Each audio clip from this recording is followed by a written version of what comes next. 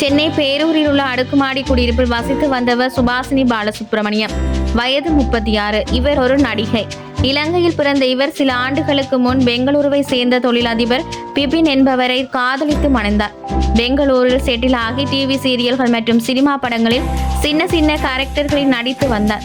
இந்நிலையில் பிரபல தொலைக்காட்சியில் ஒளிபரப்பாகும் கயல் சீரியலில் நடிக்க சுபாசினிக்கு வாய்ப்பு கிடைத்தது. சினிமாவில் சின்ன சின்ன ரோல்களில் நடித்தார். விளம்பர வாய்ப்புகளும் வந்தன. தொடர்ச்சியாக படப்பிடிப்பில் பங்கேற்க வேண்டி இருந்ததால் சென்னை பேரூரில் உள்ள அபார்ட்மெண்டில் வாடகைக்கு வீடு எடுத்து தங்கியிருந்தார். இன்ஸ்டாகிராமிலும் சுபாசினி ஆக்டிவாகி இருந்தார். லட்சக்கணக்கானவர்கள் பின்தொடர்ந்ததால் ரெகுலராக வீடியோ போட்டோக்களை பதிவிட்டு வந்தார். நேற்று ஞாயிற்றுக்கிழமை படப்பிடிப்பு இல்லாதால் வீட்டில் ஓய்வெடுத்துள்ளார். அப்போது பெங்களூருவில் இருக்கும் கணவருடன் வீடியோ கால் பேசினார். பெங்களூருக்கு வராது பற்றி பிபின் கேட்டுள்ளார். படப்பிடிப்பு இருப்பதாக சுபாசினி கூறியிருந்தார். இருவருக்கும் தகராறு ஏற்பட்டது. சுபாசினியை பிபின் கடுமையாக திட்டியதாக கூறப்படுகின்றது. இதில் மனமுடைந்த சுபாசினி தூக்கு போட்டு தற்கொலை செய்து கொண்டார்.